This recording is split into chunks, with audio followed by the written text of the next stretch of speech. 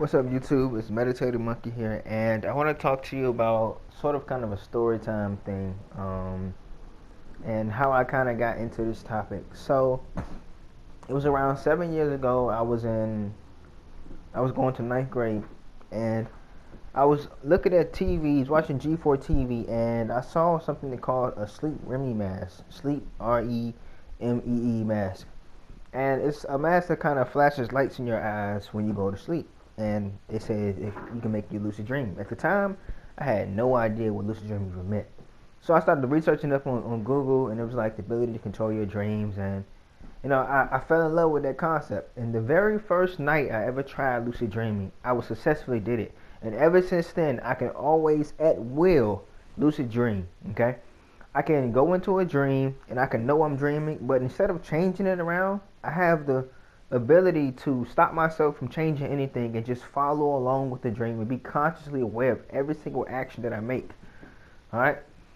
Without having to do that subconscious battle where I'm trying to constantly tell myself, or keep reminding myself that I'm dreaming, I can consciously control things in my dream or make things. I can create things in my dream without having to fight that subconscious battle.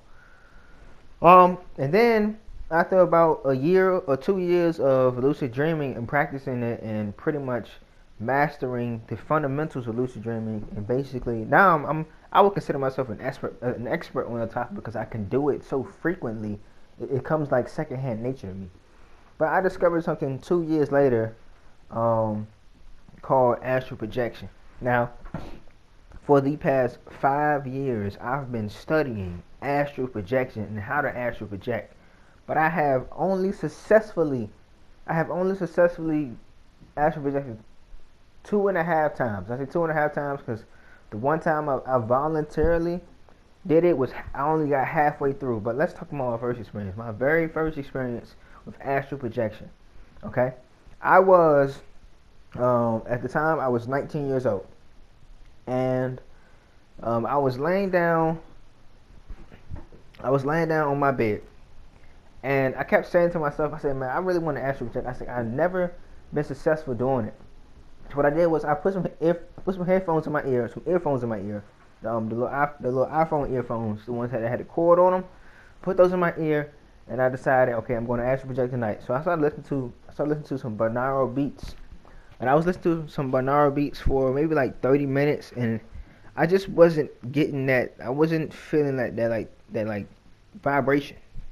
So I decided I'm going to give up. I'm just going to go to sleep and have a lucid dream instead. So when I took them out of the moment I took them out of my ear and I decided to give up and go to sleep, I immediately had an astral projection. Okay, I saw my body. What happened was I saw my body, but instead of being free and doing whatever I wanted to do, I was pulled down by an unknown force. I was pulled through layers and layers and layers of the Earth's core, of the Earth's surface. I was pulled through layers and layers and layers until finally I reached like a lower realm of astral projection. I didn't know at the time it was lower realm. I just knew I was astral projecting. I was happy about it. But it was something about this place that I was in. I was like, how can I describe it? So it was like a purple mist, right? It was like a purple mist. But I saw people walking with chains strapped to their feet, walking through this gate, and then like past this gate, it was like a dark void. It was like really dark. It was like pitch. It was like a dark, like a black you've never seen before. It was like so dark. And as they were walking down this void, I heard like a growl, and I immediately started panic. I immediately ran, and the first place I thought about was my house. So I appeared at the front door of my house, right? And I'm at my house, and I'm standing there at my front door, and everything looks exactly the same. Okay, I'm still everything down to the doorknob, down to the details looks exactly the same. The only difference about astral projection and lucid dreaming is in lucid dreaming, flying comes natural. It's like a natural occurrence. It's like wanting to fly and move objects with your mind. It's like it happens so easily. But doing it in an astral projection, it feels almost like you're trying too hard, like you're trying too hard to do it. I don't know why. Maybe it's because astral projection for me is unnatural, I've never been able to consciously do it by myself.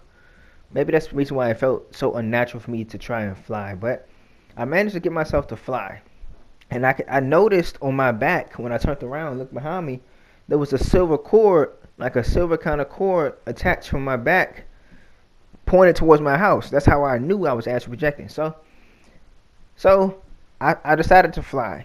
But the only thing was, when I was outside, this is how I knew later on that I was in like one of the lower realms. When I was outside, what I noticed was there was no color. There was no color in the trees. There was no color in the sky. Everything, I mean everything, including the moon itself, was gray, like a light kind of gray. And I decided to fly, but I didn't know. I didn't have a specific, I didn't have a destination, so I decided I want to fly and find some people. So the moment I started thinking about some people, I instantly, it's like I was instantly transported to a train station.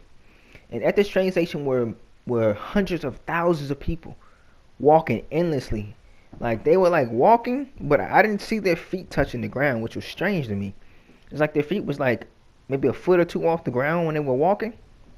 And like I said, I still got the silver cord attached to me, and I'm like 25, maybe 30 feet flying above them, and all of a sudden I started feeling like a sinking. I started feeling like my astral body was sinking, and as I was sinking, I noticed the people below me were like reaching up to try to grab me, and I don't know why. Okay, I don't know. I don't understand why I felt like this, but I just felt like this.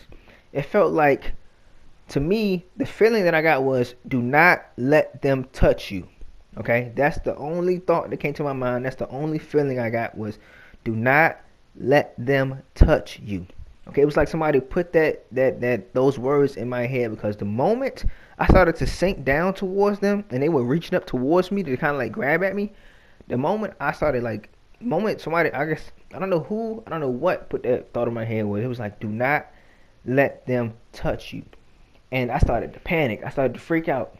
So I was like, I want to go home. I want to go home. I want to go home. I kept saying this. I kept saying I want to go home. I want to go home. But nothing was working. And then I remembered the only way to get back to your body when you're in an astral projection is to think of the last position that you were laying in before you astral projected. So I'm like maybe 5 feet away from being touched by one of these beings or whatever they were. I don't even know if they were people, but they were all gray. They had facial features, but it's just that their skin was gray. The entire environment was gray. And as I'm falling and I'm like 5 feet away from being grabbed by one of these people, I started thinking about, okay, how was I laying down? I was laying on my back.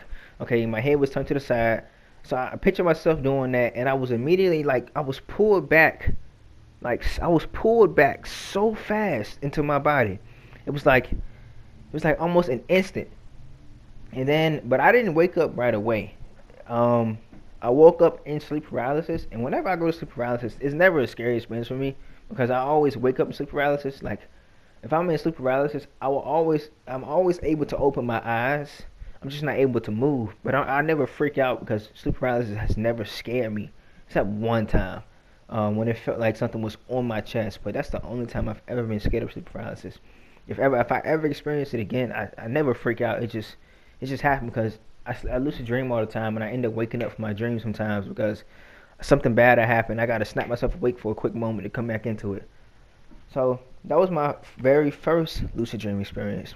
That was the first time I was pulled into a lower realm.